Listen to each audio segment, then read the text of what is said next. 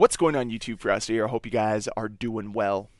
Ever since the launch of XDefiant, it's felt as if cheaters have slowly crept their way into this game. Now, some of course have been a little bit more blatantly obvious than others. Those flying around the map players or those players using super speed, yeah, those are easy to detect. We know they're cheating. But then there's the more subtle players, the ones using subtle wall hacks or subtle aimbots. And of course, there's no real way to detect that while you're playing the game because there's no kill cams here. So yeah, things can look fishy, but you don't really know if it's the netcode or if it's a cheater. So how has XDefiant been doing with their anti-cheat? Are they actually banning players, or are they just kind of like letting the problems exist?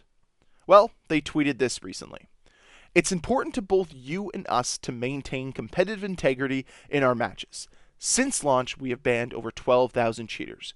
Our work doesn't stop here, as we'll continue to improve detection and deal with cheating as it arises. Our ADS is active. And this sounds well and good, and it seemed to please a lot of people within the XDefiant community because it feels as if they're doing something. But is it enough? Because, well, yes, 12,000 cheaters, that's an impressive number. There's probably, 500,000 people playing this game, so this is roughly about 6% of your player base that cheats. I mean, that's pretty average at this point in time. There's a lot of lowlifes out there. There's a lot of people willing to pay to gain an advantage over the other players because, well, they're morally bankrupt. But regardless of that fact, I don't really think that they've done anything here to mitigate the problem. You can continue to work on your anti-cheat and improve it, but it always feels as if these cheat providers and manufacturers are one step ahead of the anti-cheat systems. And as a result, you never really attack the root cause of the problem. You're never really able to fully mitigate cheating. And it sucks. And it's caused a lot of people to say, you know what, no more crossplay. If I'm a PlayStation or Xbox player, I'm just going to play with those players because I don't want to deal with the cheaters that are in PC. And rightfully so. Why would you? Why would you constantly want to play against illegitimate players or have that little bit of speculation that, oh, this person is using an aimbot or this person is wall hacking or you have that person flying through the air? It ruins your time. It ruins your fun. And I mean, that's what these cheaters are trying to do in the first place. They're trying to ruin your fun. They're sad individuals. But again, I think it needs to be reiterated that this is a free-to-play game. And the fact is that these 12,000 cheaters are probably right back on the game. Right back to cheating again. Because that's all they have to do with their sad, sorry lives. And I wonder if we've actually made progress here or if we're just kind of in the same spot as we were before. Now, personally, I've played a lot of XDefiant. I haven't encountered a blatant cheater yet. Have I encountered some suspect play? For sure. But I'm not going to go out here and mass report people just because I have a suspicion. I don't know. Not my job to figure it out. That's what the anti-cheat is there for. But regardless of this, I just hate the fact that when you have a suspicious death, your first thought is, oh, this person must be cheating. That's terrible. That's awful. But this is where we're at with a free-to-play game. Because it's so easy to access these cheats. It's so easy to access a new account. There's no real consequences to your actions. And this is why I don't know what we need to do here outside of going after the providers of these cheats.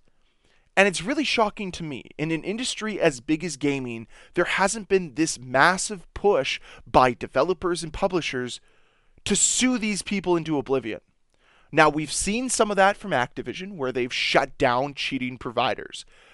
But why isn't this more rampant across the entire industry, where you have all of these publishers putting all of their legal might behind shutting these websites down? Because to me, they're providing zero value to your community, and all they're doing is giving these low-life losers a little bit of an ego boost. Now, of course, you can be a little conspiratorial about this and maybe believe that these gaming companies get a little bit of a kickback from these cheater providers. I don't know if I want to go down that road, but it wouldn't surprise me with some of these companies because they'll make money any way they can. And guess what? It leads to players playing their game. Look at Call of Duty, a ton of cheaters in that game. They're all spending money on the microtransactions. So, of course, Call of Duty is a little bit more incentivized to keep some of those cheaters happy. I don't know if the case is the same here in XDefiant, and I don't want to hurl that accusation at XDefiant by any means. But it's also hard not to look at this and see a financial incentive for XDefiant. Hey, somebody's bought the Battle Pass. Maybe they bought a couple skins, and they're cheating. Well, we're just going to ban them, and guess what? They'll buy them again when they rejoin the game, and they continue to make that money. And then we find ourselves in a repetitive cycle. So what else can be done? That's the real question here. Outside of going after the providers, what else can a video game do to properly address cheaters?